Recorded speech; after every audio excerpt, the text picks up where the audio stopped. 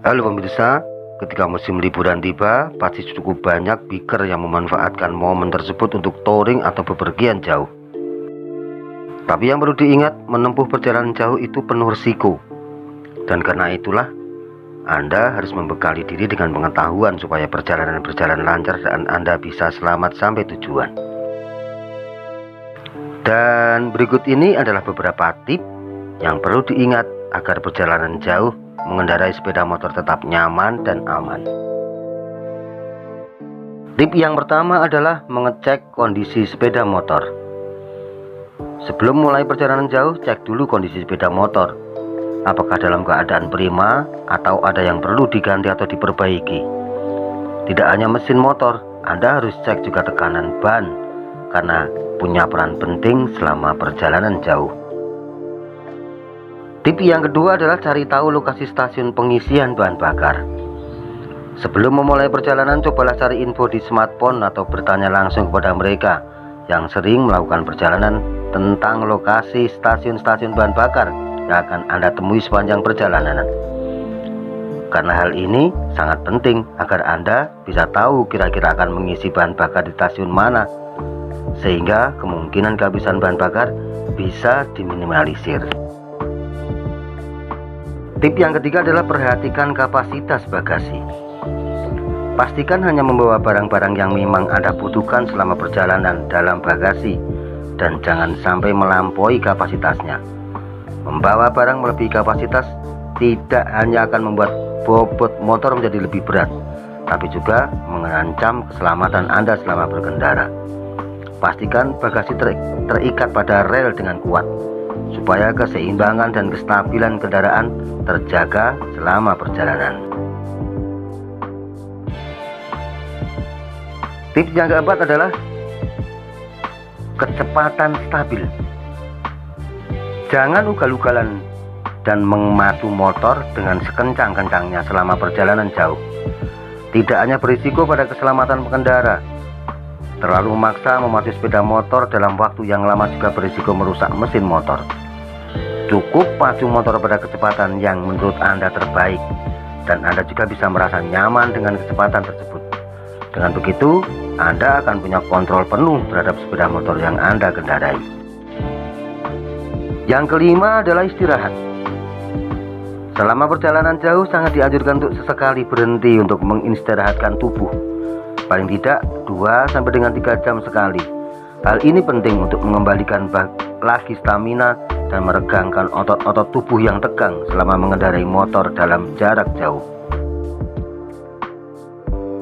Banyak pengendara khususnya laki-laki lebih memilih untuk melakukan perjalanan pada malam hari, karena pada malam hari cuaca lebih bebas polusi dan jalanan lebih lengang. Berkendara pada malam hari tidak lebih aman daripada siang hari. Pada dasarnya jalanan adalah tempat yang harus diwaspadai, karena segala kemungkinan menjadi mungkin, dan apa yang di-planning bisa saja gagal karena sebab tertentu. Dan berikut ini adalah tip aman yang akan membantu memperlancar perjalanan Anda pada malam hari. Yang pertama, sebelum cek kondisi kendaraan, cek dulu kondisi tubuhmu. Berkendara dengan kondisi tubuh kurang fit akan memperbesar peluangnya terjadi kecelakaan. Konsentrasi dan kemampuan kita memperkirakan jarak berkurang gratis. Saat berada di wilayah Pantura Jawa, saya pernah terserempet seorang pengendara motor. Untungnya kami hanya mengalami luka lecet. Ia langsung menghampiri saya dan meminta maaf tidak bisa berkonsentrasi karena mengaku sedang sakit kepala. Ia mengira jarak saya masih jauh saat kepala pusing. Hal tersebut memang kerap terjadi. Objek yang sebenarnya sudah dekat namun terlihat masih jauh. Hal inilah yang berbahaya. Ada pula saat saya membonceng teman menuju daerah Tuban, kami menabrak angkutan yang menepi mendadak. Usut punya usut, teman saya sedang demam dan telapak tangannya mengeluarkan keringat dingin yang membuatnya susah mengerem dengan cekatan. Bawa barang-barang yang penting saja. Tidak perlu sampai membuat tempat tambahan dengan papan kayu atau besi untuk menambah jumlah muatan. Itu akan membuat motor semakin berat dan kehilangan keseimbangan. Kita juga bisa mensiasati barang-barang yang akan dibawa dengan bijak. Yang ketiga, hindari obat penyebab ngantuk. Saya pribadi pernah mengalami saat harus menempuh perjalanan barat menggunakan motor dari Semarang menuju Bandung. Kondisi saat itu saya sedang flu berat dan batuk. Saya pikir mengkonsumsi obat batuk sebelum berangkat akan cukup membantu, karena batuk saat berkendara benar-benar tidak nyaman. Yang terjadi kemudian adalah rasa kantuk yang amat sangat setelah berkendara 1 jam. Terlebih, sorot lampu kendaraan-kendaraan yang berpapasan membuat mata harus menyipit beberapa kali. Ditambah hawa dingin di malam hari, lengkap sudah godaan memejamkan mata. Mata terasa sangat berat. Beberapa kali saya diklason dari belakang, mungkin karena terlalu ke tengah. Saya putuskan untuk tidur sejenak di musola pom bensin kawasan Kendal. Memaksakan diri berkendara dalam kondisi tersebut sangatlah berbahaya. Sebelum melakukan perjalanan, hindari obat-obatan yang menyebabkan kantuk. Atau jika obat tersebut terpaksa harus diminum, minumlah 3 jam sebelum jam keberangkatan. Teman akan membuat perjalanan lebih hidup. Bawalah seorang teman. Teman akan membuat perjalanan lebih seru. Saat berkendara sendiri, yang kita dengar hanya suara angin dan suara bising di jalan. Itu sering membuat rasa kantuk datang. Dengan membawa teman, kita akan teringatkan ketika mulai ngantuk, atau sekedar mengajak ngobrol sehingga kita tidak terpaku pada jalanan. Keuntungan lainnya adalah ketika mengalami kehabisan bensin, pecah ban, teman akan ada untuk membantu mendorongnya. Bagaimana mengatasi begal dan ban bocor di jalan saat tengah malam? Semakin maraknya aksi begal di jalan pada malam hari membuat pengendara motor pada malam hari kerap dibayangi perasaan takut jika berkendara malam hari dalam kondisi sendiri. Jangan nekat memilih jalur alternatif yang sepi jika tak ingin menjadi mangsa empuk para begal. Jika tak ada alternatif jalan lain, tingkatkanlah kewaspadaan. Selalu awasi bagian belakang melalui spion. Jika ada yang membuntuti dan nampak mencurigakan, coba tambah kecepatan. Jika ia ikut menambah kecepatan, kita patut waspada. Selalu sedia benda keras yang dapat digunakan untuk membela diri dan letakkan di bagian motor yang mudah dijangkau. Untuk masalah ban bocor, tak jarang para pengendara mengalami pecah ban di perjalanan, dan lebih parahnya terjadi pada tengah malam dan kondisi sepi, jauh dari pemukiman penduduk dan bengkel. Jika memang berniat melakukan perjalanan jauh, bekali diri dengan kemampuan teknik perbengkelan yang memadai. Modifikasi sedikit motor, usahakan agar bisa membawa ban cadangan. Jika tidak, gunakan ban tubeless agar lebih aman. Dan tip yang keenam, anggap pos polisi sebagai hotel mewah. Ini enak. Jangan memaksakan untuk tetap berjalan sedangkan kita sudah merasa lelah dan ingin tidur. Mampirlah ke pom bensin atau masjid-masjid untuk istirahat. Dengan tidur, stamina tubuh akan membaik. Jika kedua tempat tersebut tidak dapat ditemui di jalan, kita bisa menginap di pos polisi ataupun tempat-tempat umum lainnya.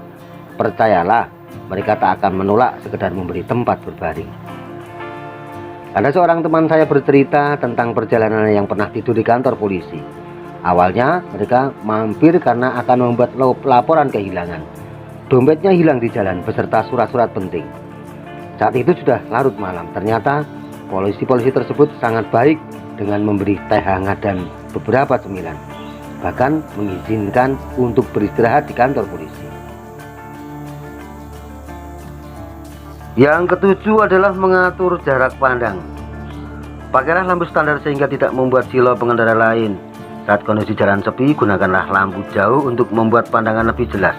Tapi harus diingat, jangan gunakan lampu jauh saat kondisi berkabut, karena cahaya malah akan memantul ke arah kita dan akan menghalangi pandangan. Jangan gunakan helm dengan kaca yang sudah tergores. Pandangan akan buram dan kaca helm berwarna hitam yang akan membuat menjadi gelap. Agar mata tak silau dengan sorot lampu pengendara lain, cobalah gunakan pelindung mata dengan filter bening namun tebal. Hal ini akan sangat membantu digunakan di malam hari. Tip yang kedelapan, secinta apapun pada warna hitam, hindari menggunakan baju itu di malam hari. Gunakan jaket atau rompi berwarna cerah atau yang terdapat zat fluorescent yang memiliki warna hijau menyala. Atau paling simpel, tempelkan stiker yang menyala pada motor sehingga mudah terlihat oleh pengendara lain. Tips yang ke-9, karena jalanan bukan jalan kakek nenekmu, bijaklah dalam berkendara dan hargai pengendara lain. Jangan gunakan lampu neon di motormu, karena jika tak sengaja menyoroti pengendara lain, itu akan membuatnya buta sejenak. Tentu saja hal ini sangat berbahaya. Selain itu, gantilah lampu sen dengan warna standar yaitu merah agar terlihat pengendara lain. Sangat sering terjadi kasus kecelakaan pengendara motor tertabrak dari belakang. Tak akan berbelok karena lampu sennya tak cukup jelas terlihat dari jauh. Buang ego kita sebagai pembalap. Tak perlu bermanuver salip kanan salip kiri dengan ekstrim, apalagi jika kita berada di belakang truk. Selalu jaga jarak minimal 10 meter. Jika berada di belakang kendaraan seperti itu, perlu diketahui bahwa jarak pandang sopir truk atau bus sangat terbatas, apalagi itu di malam hari. Yang ke-10, jaga kewaspadaan. Sepengalaman apapun di jalanan, kita tidak bisa memprediksi. Jangan lupakan poin utama ini. Serapi apapun kita membuat rencana, peralatan SNI atau bahkan internasional, ratusan kali melewati jalur yang sama dan merasa diri sudah cukup berpengalaman, tak ada yang bisa memprediksi apa yang akan terjadi di jalan. Tetap waspada dan berkendara sesuai aturan. Tak hanya demi keselamatan diri sendiri, tapi juga untuk keselamatan orang lain. Selamat berkendara.